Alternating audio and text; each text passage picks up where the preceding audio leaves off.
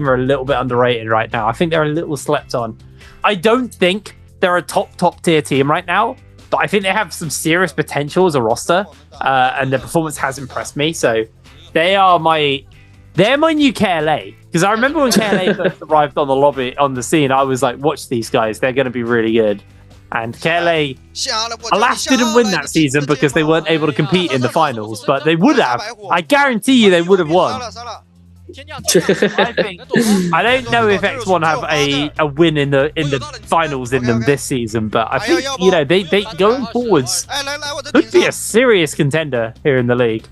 Yeah, no, I agree with that. I mean, I'm not sure how green the actual players are, but obviously the X1 as a name, as an org, is new in this split, I believe. So, you know, they've got to pay their dues. But who knows? You know, teams have come in and just taken everything by storm. Players, individuals have done so. You know, that we might be seeing an X1 win if they continue to perform well. And I certainly agree with you that they do have it in them. But hey, look how hectic is this? The final zone closing on a wall so that there's literally no safe zone. It's just insane. So difficult to actually stay together, stay, you know, stabilized and not fall to pieces. But a lot of those teams leading up to that point had already lost members. Good day, because they've been a team who have been, you know, they've gone from like top dogs to losing their entire team to kind of looking, you know, a little bit lackluster for a while now. So it'd be nice to see a return to the FPX that we once knew and loved in the league. And so far today, they've been a very impressive team. They're third in the standings overall. And this team here, their former team, actually, roster, or at least their former roster, JL, popping off in this game number 2. But still 4 more games to go, though. Going to Morris Isle for game number 3. Plenty more Naraka to be played. Oh, hell yeah. Loads to go. Absolutely. But yeah, no, as we saw in that replay just before this one, fighting in the zone, using that Zai ultimate, the fire damage, giving them the advantage that they needed, as they were at a loot disadvantage going into that fight. And, it wasn't looking too good initially, but then as soon as the storm rolled through, they immediately were able to turn it around. And they're here as well in this fight, where they're able to fully consolidate onto that one player, onto the support, dispel disaster for this team. But it was very good for JL. BVB doing work in this M zone as well with the Zai ultimate. Again, you know, fire damage is so important, so useful in competitive Naraka, as it gives you that advantage, allows you to surpass the armor of a player. And in final zones, you know, storm damage is your biggest enemy, is the final boss, and fire damage is going to make him a lot harder to deal with. But there we have it, and there it is, as I predicted, as I imagined. The Zai is going to be. Still, we are only at the halfway point. There's still 3 more games to go. I think a lot of this game, EWG off spawn, massive. Yeah. This parry was beautifully played. The entire fight was really nicely done. They staggered their focuses very well, catching them on dodges. It was very nicely done. BB. I'm going to go on record here and say I despise this costume. You despise this comp? No, this costume. Look at his. This costume. Oh, right. The gift wrapping booth. Yeah.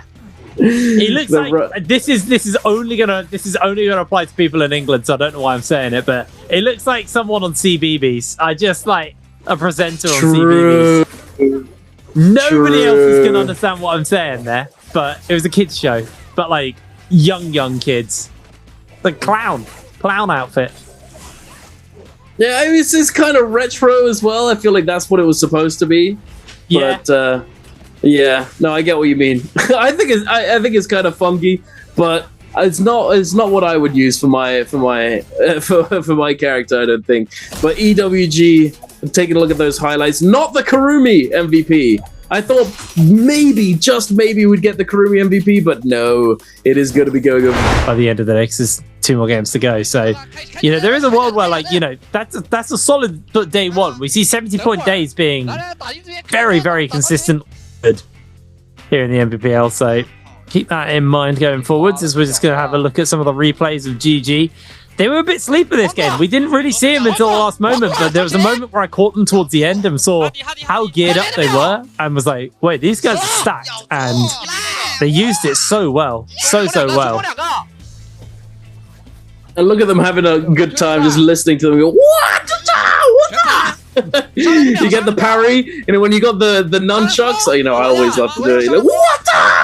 The nunchuck parry is extremely satisfying.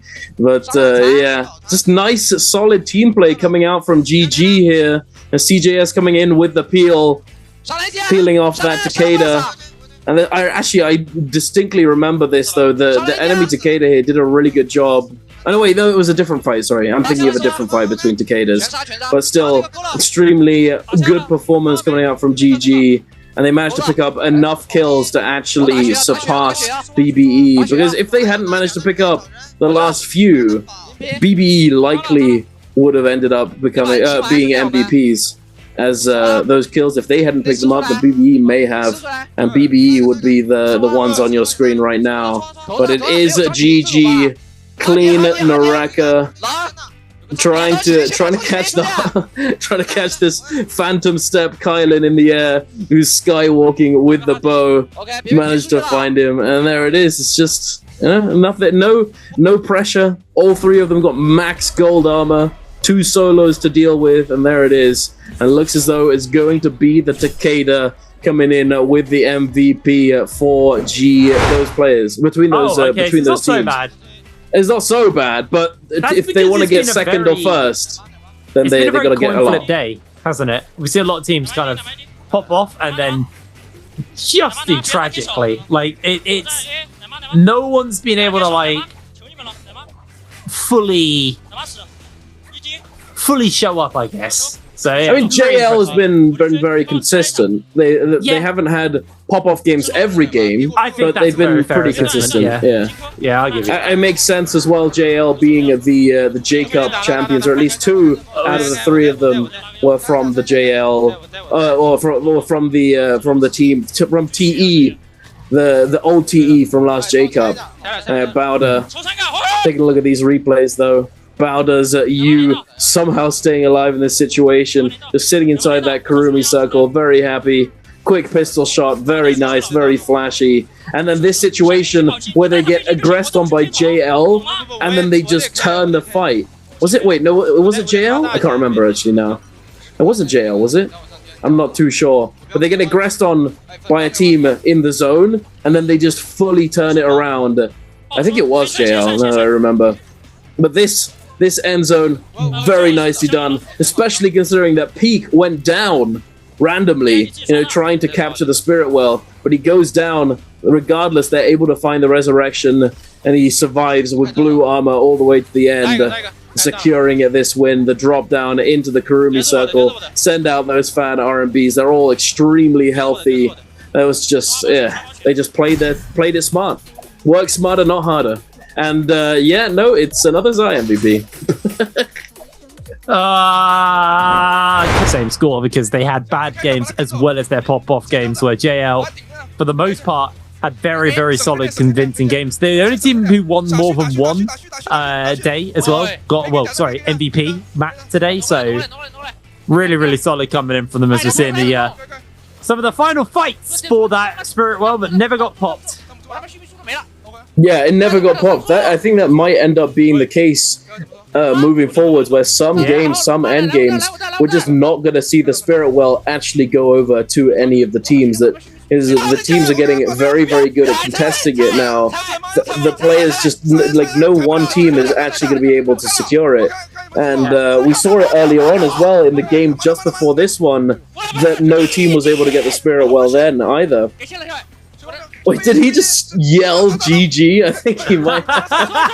GG! One boys, let's go! Get ugly! Just unleash it!